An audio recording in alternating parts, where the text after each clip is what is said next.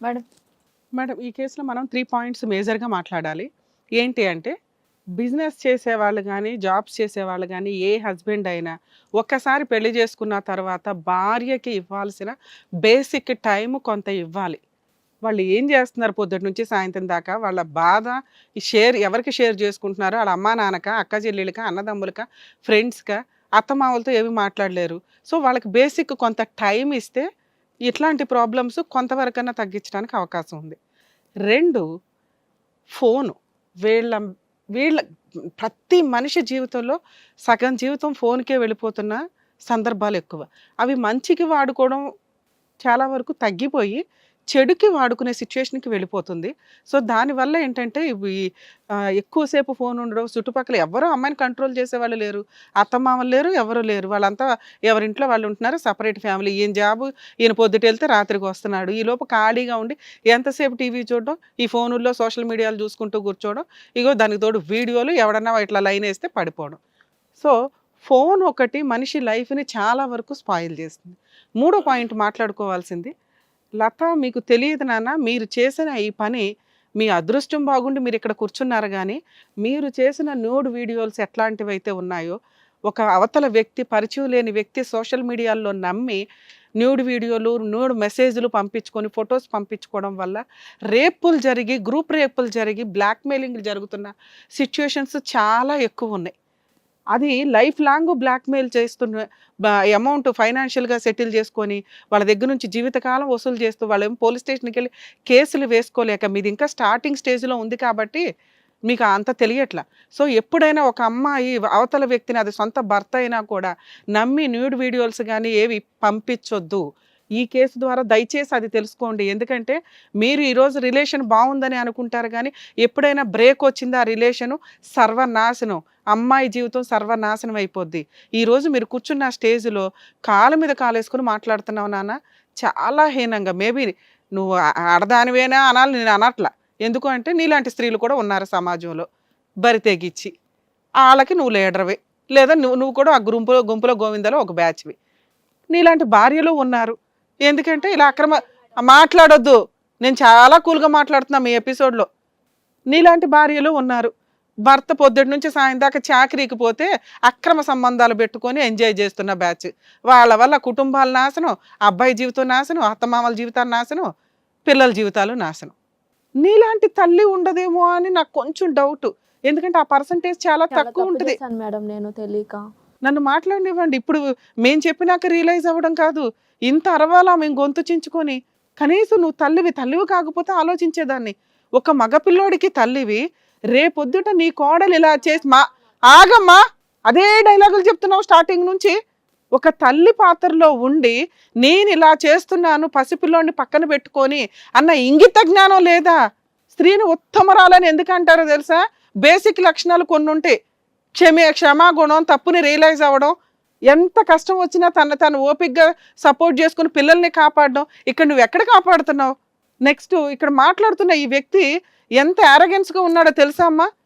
ఈ 3 నెలల్లో నీకు ఇంత సపోర్ట్ చేస్తున్నాడని ఎట్లా అనుకున్నావు నువ్వు? నువ్వు న్యూడ్ వీడియోలు పంపించేశావు. అతను మాట్లాడుతున్న విధానానికి అతని మాట వింటున్నంత వరకే నీకు సపోర్టు. ఫ్రెండా బాయ్ ఫ్రెండా అంటే, నువ్వు బాయ్ ఫ్రెండ్వా అమ్మ అంటే, కాదండి ఫ్రెండు అంటే, ఏ టైపు ఫ్రెండ్వి? బాయ్ ఫ్రెండ్వా ఇంకేదన్నా అంటే బ్రదర్ టైప్ అండి అన్నాడు. అది చెప్పాలన్న ఉద్దేశం కాదు, కానీ ఇక్కడేదో గుడ్విల్ తెచ్చేసుకోవాలి, మా నోర్లు మూయించాలి, మమ్మల్ని ఏదో మభ్య పెట్టాలి. మేము కనిపెట్టమా?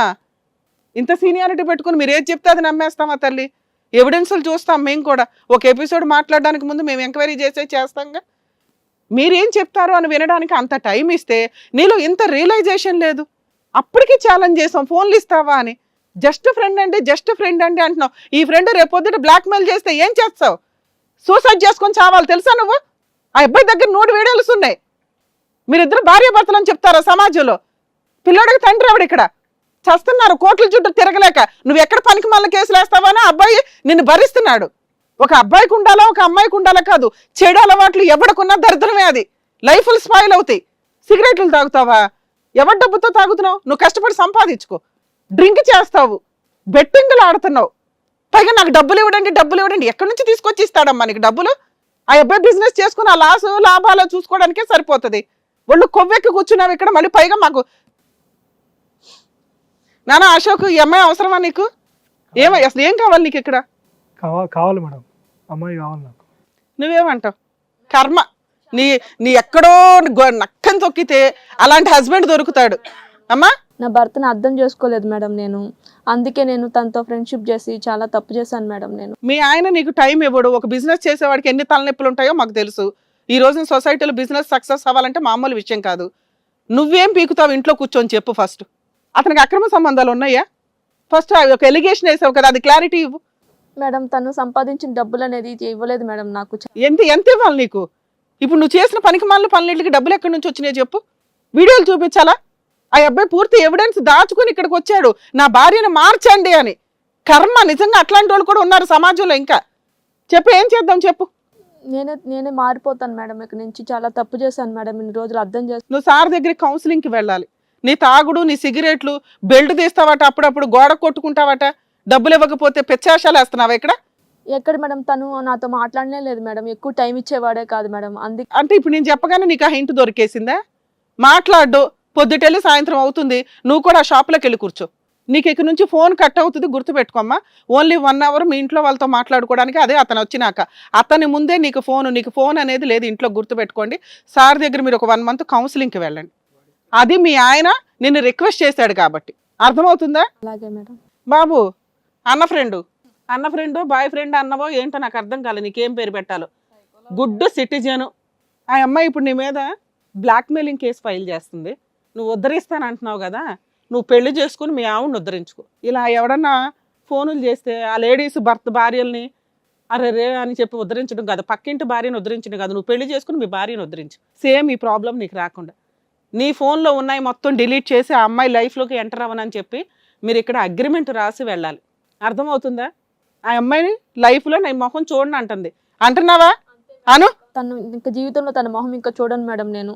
నువ్వెవడో ఆఫ్టర్ ఆల్ గాడు ఆ పిల్లకి తెలుసా? కానీ లైఫ్లో లీగల్గా నువ్వు బ్లాక్మెయిల్ చేయడానికి నీ దగ్గర అవకాశం ఉంది కాబట్టి ఆ ఫోన్ కొంచెం మా వాళ్ళకి హ్యాండ్ ఓవర్ చేయండి ఒకసారి. ఆ ఫోన్ ఒకసారి ఇటు. ఈ ఫోన్లో అమ్మాయికి సంబంధించిన మొత్తం మా సాఫ్ట్వేర్ వాళ్ళు మొత్తం డిలీట్ చేసి ఇస్తారు, ఇంకా బ్యాకప్ కూడా ఉండదు. లైఫ్లో అమ్మాయికి సోషల్ మీడియాలో కూడా మీరు టచ్లో ఉండొద్దు. మీరు ఒక అగ్రిమెంట్ కూడా రాసి వెళ్ళండి. మీకు ఫోన్ ఒక 1 hourలో ఇస్తారు. ఏమో ఇంకా అమ్మాయి లైఫ్లో నువ్వు అసలు ఇన్వాల్వ్ అవ్వద్దు. ఇంకా జీవితంలో నా మొహం నువ్వు చూడకు, నీ మొహం నేను చూడను, సరేనా? అప్పుడే అయిపోయిందా నాకు ఇచ్చిన మాటలన్నీ ఏమైనా? ఏం మాటలు? ఇలా పెచ్చెక్కిందా నీకేమన్నా? నువ్వు ఇప్పుడు జైలుకే వెళ్తావు నా చేతిలో, తెలుసా? ఇంత ప్రాబ్లం సాల్వ్ చేస్తుంటే నువ్వెవడో దూరడానికి అమ్మాయి లైఫ్లోకి. మేడం మేమిద్దరం పెళ్లి చేసుకుందాం అనుకున్నాం మేడం. అర్రే, ఇప్పుడే కదా అన్న తమ్ములు అక్క చెల్లెళ్ళు ఊరంతా ఉన్న చుట్టరికాలు మా ఇద్దరువేనండి అన్నావు. జైలుకే. ఏమ్మా నీకు భర్త కావాలా వీడి కావాలా? నాకు వద్దు మేడం, తను నాకు నా భర్తే ఉంటుంది. మరి ఇప్పుడు బ్లాక్మెయిల్ చేస్తాడని మేము అవన్నీ తీసుకున్నాం. ఆ అబ్బాయి మా మాట ఏనట్లా, నువ్వు పోలీస్ స్టేషన్కి వెళ్ళి కంప్లైంట్. ఇప్పుడు నీకు బుద్ధి వచ్చిందా? అర్థమవుతుందా? బయట వ్యక్తులే. ఎవడో సోషల్ మీడియాలో పరిచయమైన నమ్మేస్తే ఎవరి జీవితాలు నాశనం చేసుకుంటారు తల్లి. మీ ఆయన ముందుగా మేల్కొని 2 నెలల్లో వచ్చాడు కాబట్టి సరిపోయింది. ఇది ఒక 6 నెలలు నడుచుంటే ఎంత దూరం వెళ్తుందో తెలుసా నీ లైఫ్? అవును మేడం, నాకు కళ్ళు తెరిపించారు మేడం మీరందరూ కలిసి. పోలీస్ స్టేషన్కి వెళ్ళి కంప్లైంట్ ఇమ్మంటావా? నువ్వు నోరు మూసుకొని వెళ్తావా? ఏ బాబు, కామ్గా వెళ్ళిపోవచ్చు కదా. మొగుడు పిల్లల మధ్య నీకెందుకు చెప్పు? అనవసరం కేసులు ఫైల్ అవుతాయి, ఇంకా కోర్టు చుట్టూ తిరుగుతూ ఉండాలి నువ్వు. అసలు మీ అమ్మా నాన్నకు తెలుసా నీ బాగోతం? ఫోన్ చేయమంటావా వాళ్ళకి? వద్దు మేడం. వాళ్ళకి ఫోన్ చేస్తే కానీ నిన్ను కంట్రోల్లో పెడతారు. లేదు వద్దు మేడం. పెళ్ళయ్యి పిల్లోడున్న అమ్మాయి నీకు కావాలా? పైకి పెళ్లి చేసుకుందాం అనుకున్నావు. మీ ఇంట్లో వాళ్ళు ఒప్పుకుంటారా? ఒప్పుకోరు మేడం. మరి నేను మారిపోతాను. అగ్రిమెంట్ రాసి వెళ్ళు. నీకు ఫోన్ 1 hourలో ఇస్తారు. పో అక్కడ వెళ్ళు.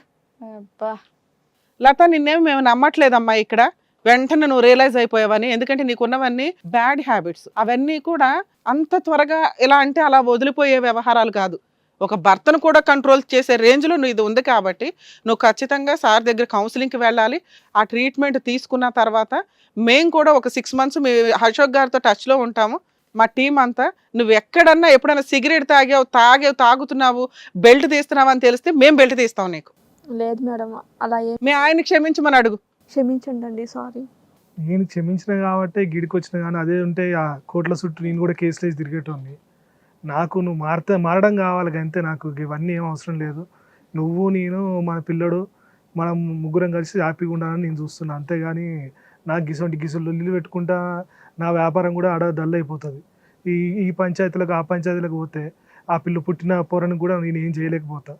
నువ్వు మారితేనే నాకు కోట్లు సంపాదించినట్టుగా. నువ్వు మారి నాతో ఉన్నావు అంటే చాలు, నేను ఏదైనా చేస్తా. అర్థమవుతుందా? నీ అదృష్టం బాగుండి నీకు సెకండ్ ఛాన్స్ వచ్చింది, వాడుకోకపోతే నీ జీవితం సర్వనాశనం అవుద్ది.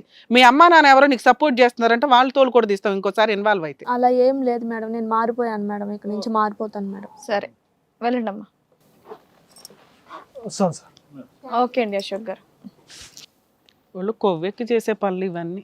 లక్కీగా ఇక్కడికి వచ్చారు కాబట్టి సరిపోయింది మేడం, లేకపోతే ఫాల్స్ కేసులు వేసి బెదిరించేవాళ్ళు, లేదా వీడు బ్లాక్మెయిల్ చేసేవాడు అమ్మాయిని న్యూడ్ వీడియోలు పెట్టుకొని. థ్యాంక్ యూ అండి కళ్యాణ్ గారు, థ్యాంక్ యూ రమ్య గారు. సో అశోక్ గారు న్యాయం కోసం వచ్చారు, చక్కగా వాళ్ళ జంటని హ్యాపీగా పంపించారు. Thank you so much. మరో సమస్యతో మళ్ళీ కలుద్దాం. హలో అండి, నేను మీ శ్రీవాణి. ఇది కథ కాదు జీవితం కార్యక్రమాన్ని అందరికన్నా ముందుగా మీరు చూడాలి అనుకుంటున్నారా? అయితే ఇమీడియట్ గా హిట్ టీవీ యాప్ ని డౌన్లోడ్ చేసుకోండి, అది కూడా ఫ్రీగా. ఇందులో short news, live news, entertainment, movies అన్నీ అవైలబుల్ గా ఉన్నాయి. అండ్ మీ అందరికి ఇంకో సీక్రెట్ చెప్పనా? ఇలా రండి. Yes, hit TV app download చేసుకున్న వాళ్ళకి 1000 నుంచి 1 lakh వరకు లక్కీ డ్రాస్ అనేది తీయడం జరుగుతుంది. మరి ఇంకెందుకండి ఆలస్యం, ఇమీడియట్ గా హిట్ టీవీ యాప్ ని డౌన్లోడ్ చేసుకోండి.